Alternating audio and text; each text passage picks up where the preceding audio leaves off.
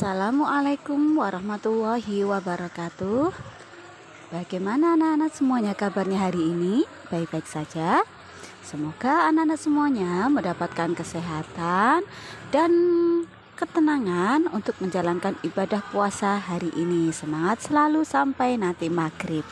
Oke, hari ini tanggal 3 Mei 2021 kita masih belajar bersama, tapi di rumah masing-masing. Belajarnya bersama, tapi dari rumah masing-masing. Oke.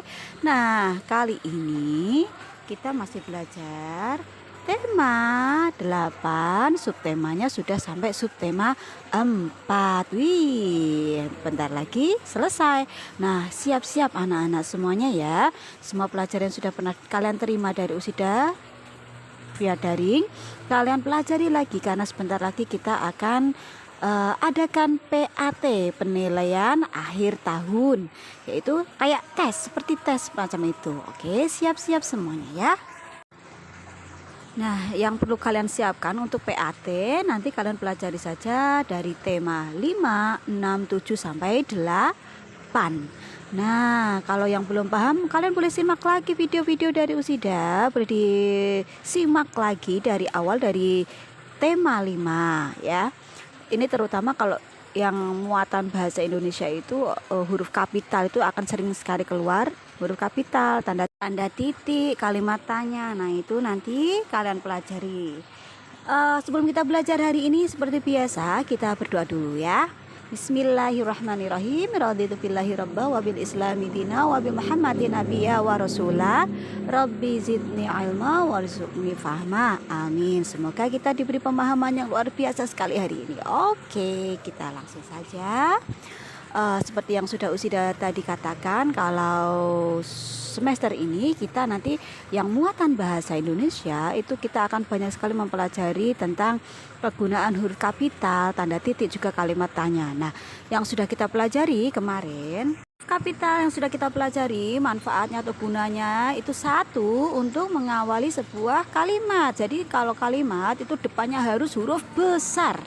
Dua, untuk apa? Iya, untuk menuliskan nama orang. Jadi nama orang harus huruf kapital ya. Terus untuk apa lagi huruf kapital? Digunakan untuk menuliskan nama, iya, hari, nama bulan. Huruf kapital juga digunakan untuk menuliskan nama pengganti Tuhan, yang Maha Pengasih, Maha Penyayang, Maha Kuasa, yang Maha ini, yang Maha itu. Nah, semuanya itu menggunakan huruf kapital ya, huruf besar. Lalu huruf besar yang sudah kita pelajari lagi manfaatnya adalah untuk menuliskan nama tempat, itu yang terakhir. Nah, kali ini kita akan belajar lagi huruf kapital lagi. Kita gunakan untuk apa sih huruf kapital itu? Yuk kita simak saja. Ya, halaman 160 itu ada bacaan yang judulnya Kisah Kera dan Ayam. Suatu hari Kera dan Ayam berencana untuk berjalan-jalan ke hutan. Mereka berdua mendapat informasi kalau di hutan itu terdapat banyak pohon buah-buahan yang lezat. Mereka berdua memulai perjalanan sejak pagi, tapi tidak sebatang pohon buah pun yang mereka temui. Yang ada hanyalah pohon-pohon yang tinggi dan berdaun lebat. Mungkin kita harus berjalan lebih jauh lagi, kata Kera seperti itu. Ayam hanya mengangguk setuju. Semakin lama suasana hutan semakin gelap. Sinar matahari tidak mampu menembus rimbunya pepohonan. Ayam mulai ketakutan. Kera, kita tersesat. Bagaimana kalau kita pulang saja? Tanya. Kera juga kebingungan. Mana jalan keluarnya? Mungkin ke arah sana? Saut si Kera. Mereka sibuk mencari jalan keluar, tapi semakin lama mereka berjalan, semakin jauh mereka masuk ke dalam hutan. Kera meminta maaf kepada Ayam. Kera merasa bersalah karena telah mengajak Ayam berjalan-jalan ke hutan, padahal ia tidak tahu jalan keluar dari hutan. Ayam pun memaafkan Kera.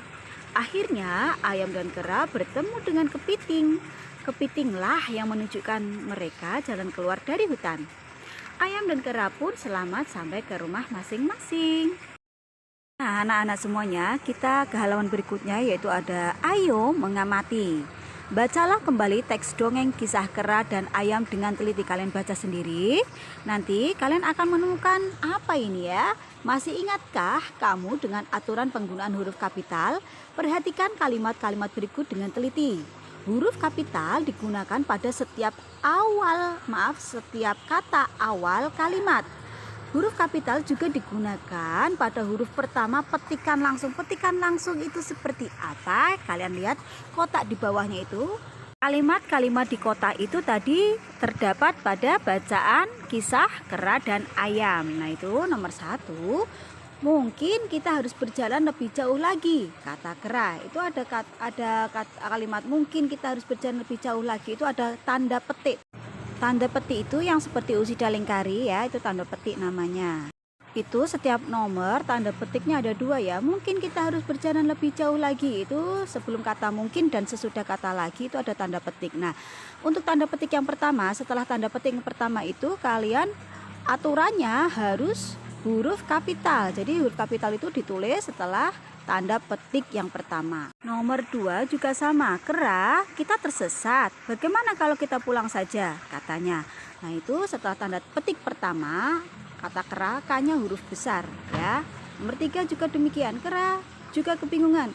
Mana jalan keluarnya? Mungkin ke arah sana, sahut si kera. Setelah tanda petik, kata mananya hurufnya M-nya huruf kapital, huruf besar. Huruf kapital digunakan untuk menulis huruf pertama pada petikan langsung atau setelah petikan pertama.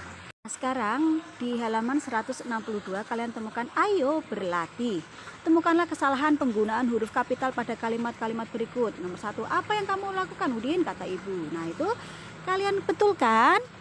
Ada yang keliru ya, setelah tanda petik huruf apa itu A-nya kok kecil. Jadi kalian betulkan. Jadi huruf kapital, A-nya huruf besar. Begitu juga nomor 2 dan seterusnya, nomor 5. Nah, pembetulannya harusnya kan ditulis di sini di halaman berikutnya, nomor 2, 3 dan seterusnya sampai nomor 5. Tapi tidak perlu kalian tulis lagi, kalian betulkan saja seperti yang Usida betulkan, yang seperti Usida contohkan. Ini seperti ini caranya. Tidak perlu ditulis lagi, hanya dibetulkan yang salahnya saja, tidak perlu ditulis lagi di bawahnya. Coret kata yang keliru. Terus diganti dengan yang betul, huruf kapitalnya harus betul, terus ditulis di bawah atau di atasnya, semuanya ya. Nomor 2, 3, 4, dan 5 silakan dikerjakan sendiri, tidak perlu ditulis di bawahnya, hanya perlu dicoret mana yang keliru dan dibetulkan di atasnya atau di bawahnya. Pada halaman 169 itu ada bacaan pemuda bersuling ajaib. Itu kalian baca sendiri, di sana akan ada huruf kapital digunakan di awal kalimat, yang digunakan di awal kalimat pada nama orang dan nama tempat. Nanti kalian teliti sendiri, diamati sendiri. Nanti insya Allah kalian menemukan banyak sekali di sana. Oke ya, di garisi mana yang awal kalimat, mana yang nama orang, mana yang nama tempat, hanya di garis bawahi saja. Langsung saja ke halaman 178. Ayo mengamati, amatilah jadwal keberangkatan kereta api berikut dengan teliti. Masih ingatkah kamu dengan aturan penggunaan tanda titik? Ini tanda titik nih ya. Tanda titik digunakan untuk memisahkan tanda waktu, yaitu itu kan ada pukul 6 itu misalnya 06.00. 06 itu menunjukkan pukul 6 pagi ya. Kalau 6 sore itu pukul 18. Ingat-ingatlah. Setelah tanda titik, sebelum tanda titik itu menunjukkan jamnya, setelah tanda titik 00 itu menunjukkan menitnya, berarti itu lebihnya 0 menit. 00 itu berarti 0 menit ya. Oke, kita ke halaman berikutnya. Tulis 5 kalimat berdasarkan jadwal keberangkatan kereta api di atas. Perhatikan aturan penggunaan tanda titik dengan benar. Kalian kerjakan 2 kalimat saja, tidak perlu 5. Ini contoh dari Usida ya.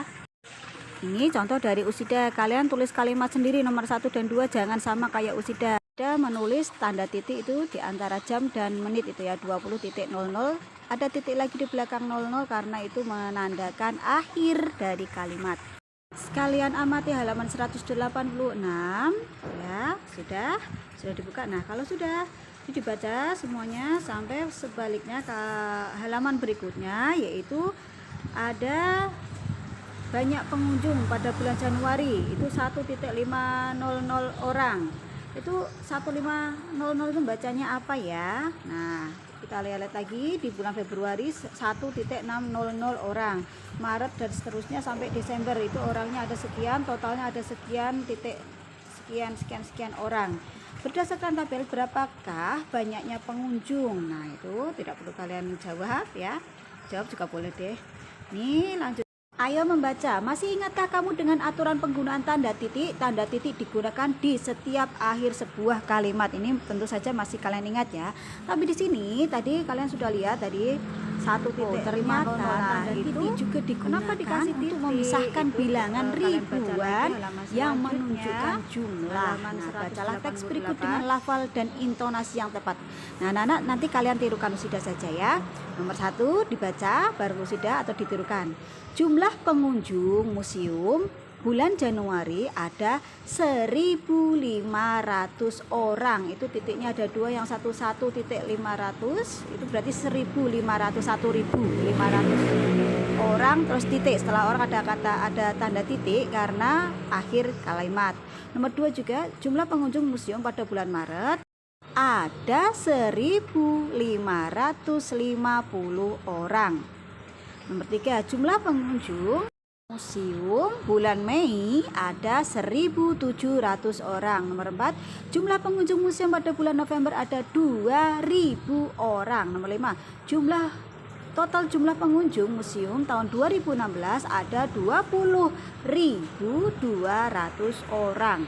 Anak-anak, mulai sekarang kalian sudah tahu bahwa tanda titik itu juga digunakan untuk menunjukkan jumlah ribuan ya. Nanti kalau ada ribuan, angka yang ribuan yang menunjukkan jumlah, kalian tulis titik setelah ribuan. 1.500 berarti 1.000 atau 1.500 ya. 10.200 itu membacanya 20.200 ya, itu menunjukkan jumlahnya ada 20.200. Ingat, itu hanya untuk menunjukkan jumlah ya, jumlah ribuan. Tapi kalau tahun, misalnya tahun 2000 tidak perlu ditulis 2.000, itu tahun, beda dengan jumlah. Oke, next kita ke halaman 188. Ada ayo berlatih, kalian diminta untuk melengkapi teks yang rumpang ya. Ini berdasarkan tabel yang tadi kalian lihat di halaman 187. Jumlah pengunjung museum bulan Februari ada titik-titik orang. Kalian isikan di sini. Penulisannya harus betul. Tanda titik setelah ribuan. 1.500 tadi menunjukkan 1.500 atau dibaca 1.500. Beri tanda titik setelah ribuan. Kerjakan sampai nomor 5. Kita cepat aja ke halaman 194. Amati, itu ada ibu sama Udin ya. Ibu dan Udin pergi ke pasar itu. Nah, kalian amati sudah. Kalau sudah kalian amati, kalian lihat ada kalimat tanya. Nah, kalimat tanya apa saja ya? Cara membaca kalimat tanya, jangan kalian tinggikan nadanya di belakang. Misalnya gini, mengapa Udin dan Ibu bergandengan tangan? Itu yang keliru. Yang betul, nada tingginya untuk di awal. Nomor 1 ini, tirukan. Apa saja yang dilakukan Udin dan Ibu dalam menjaga keselamatan ketika di pasar? Nah, mengapa Udin dan Ibu bergandengan tangan? Kapan Udin dan Ibu pergi ke pasar? Nah, itu cara membaca kalimat tanya. Ingat, kalimat tanya, membuat kalimat tanya itu diawali dengan huruf kapital dan diakhiri dengan tanda tanya. Kalimat tanya akan juga diawali dengan kata tanya. Kata tanya itu apa saja? Masih ingat? Ada kata apa, mengapa, kapan, di mana, bagaimana, siapa. Nah, seperti itu ya. Kalian ingat harus diakhiri tanda tanya, diawali kata tanya dan huruf kapital. Nah, ini ada sebuah gambar, itu gambarnya apa yo? Nah, kalian berlatih yuk, berlatih kerjakan berdasarkan gambar. Apa sih tugasnya untuk kalian? Kalian diminta untuk menuliskan pertanyaan berdasarkan gambar tadi. Nomor 1 saja. Di kotak itu kan ada 6 nomor ya. Kalian Usida minta untuk mengerjakan 1 saja. Gunakan kata tanya, terserah kalian mau apa boleh, siapa boleh, mengapa boleh, kapan, di mana, bagaimana boleh. 1 saja. Tulis pertanyaanmu pada kolom yang ada di sini. Oke ya, nomor 1 saja Kata tanyanya terserah kalian. Paham? Langsung ke halaman 205, itu kalian diminta untuk menyusun kata-kata menjadi kalimat tanya yang utuh. Ingat ya, menulis kalimat tanya diakhiri tanda tanya, diawali kata tanya. Kata tanya tadi sudah tahu semuanya, apa, mengapa, di mana, siapa. Nah, tulis nomor 1 sampai nomor 3. Oh ya, jangan lupa kata tanyanya harus huruf kapital, karena ini kemungkinan kata tanyanya ada di depan semuanya ini ya. Ingat, di awal kalimat walaupun itu kalimat tanya tetap huruf kapital ya. Nomor 4 dan 5 tidak perlu dikerjakan. Oke, that's all for today. Thank you so much for your nice attention. Keep your spirit. See you next time. Wassalamualaikum warahmatullahi wabarakatuh.